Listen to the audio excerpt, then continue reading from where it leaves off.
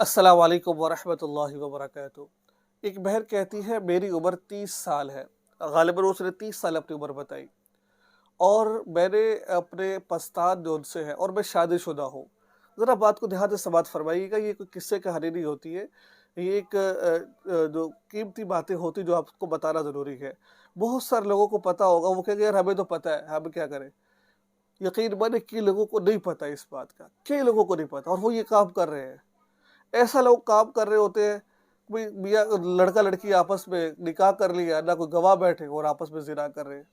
بہرحال میرا وہ ٹاپک نہیں، بہرحال بتانا چاہ رہا ہوں 30 سال غالباً اس نے مجھے اپنی عمر بتائی، اور وہ شادی شدہ ہے، اور اس شادی شدہ خاتون نے ایک بندے سے اپنے پستان چسوائے، ٹھیک ہے۔ تو اب اس نے پستان وغیرہ منہ میں لیے، تمام معاملات تھے۔ اب اب وہ اس بہن کو اللہ تعالیٰ نے ہدایت دی، توبہ کی۔ اب مجھے اس سے پوچھا کہ مولانا صاحب، کیا اگر کسی عورت کے پستان کسی مرد نے چوسے ہو، منہ میں لیے ہو، تو کیا یہ زنا میں آتا ہے کہ نہیں آتا ہے؟ کیا یہ زنا کے اندر آئے گا یا نہیں آئے گا؟ اگر تو یہ زنا کے اندر آئے گا، کیا اگر اسلامی حکومت ہو تو کیا اس کو سزا ملے گی یا نہیں ملے گی، جیسے زنا کی سزا ملے گی؟ تو یہ آج کا بہت اہم مسئلہ ہے۔ تو سوال ہے، مجھے امید ہے آپ کو سوال سمجھ آ گیا ہوگا۔ اگر آپ چینل پر نہیں ہیں، چینل کو سبسکرائب کر لیجئے، اور اس ویڈیو کو آگے شیئر ضرور کیجیے گا، تاکہ اس طرح کی ویڈیوز آپ کو بر وقت ملتی رہے۔ آپ کو کوئی سوال ہے تو آپ پوچھ سکتے ہیں، میرا نمبر اسکرین پر موجود ہوتا ہے، بلا جھجک آپ ہم سے سوال پوچھ سکتے ہیں، اور ہم کوشش کریں گے آپ اس کا جواب دینے کی۔ حدیث پاک سن لیجئے، صحیح بخاری جلد نمبر غالباً یہ 53 نمبر صفحہ ہے 54، تو آپ اس میں اس حدیث کو دیکھ سکتے ہیں۔ کیا آتا ہے حدیث پاک کے اندر کہ آنکھ بھی زنا کرتی ہے۔ آنکھ کا زنا کیا ہے؟ دیکھنا، ٹھیک ہے۔ اور ہاتھ بھی زنا کرتے ہیں۔ ہاتھ کا زنا کیا ہے؟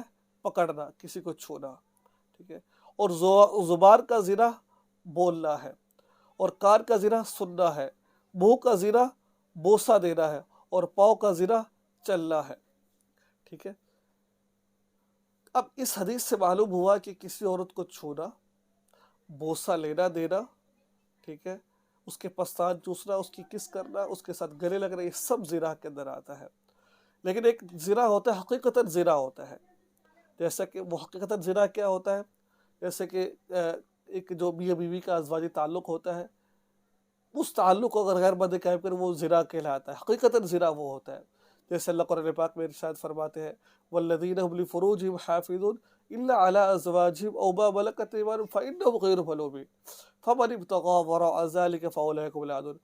مومن وہ شخص ہے جو اپنی شرمگاہوں کی حفاظت کرتے ہیں، مگر بیوی اور بات اس کے علاوہ جو کریں گے وہ اللہ کی حدود کو تجاوز کرنے والے ہیں۔ موفو برس کر رہا ہوں قرآن پاک کی آیت کا میں۔ تو حقیقتاً زنا وہ ہے جو مرد کا حشفہ ہے، شرم، اس کا اگلا حصہ وہ صورت میں داخل کر، یہ حقیقتاً زنا ہے، یہ زنا میں آتا ہے۔ اس کے علاوہ بوسہ لینا یہ بھی زنا میں آتا ہے، کیونکہ یہ زنا کی اقسام میں سے ہے۔ لیکن جو سزا اس کو ملے گی جو دخول کرتا ہے، وہ اس کو سزا نہیں ملے گی، اس کی بنسبت اس کو وہ سزا نہیں اس کو ملے گی۔ لیکن کیونکہ یہ جو چیزیں ہیں، بوسہ لینا، کس کرنا، پستان چوسنا، یہ کیونکہ انسان کو زنا کی طرف لے کر جاتے ہیں، اسباب زنا ہے یہ۔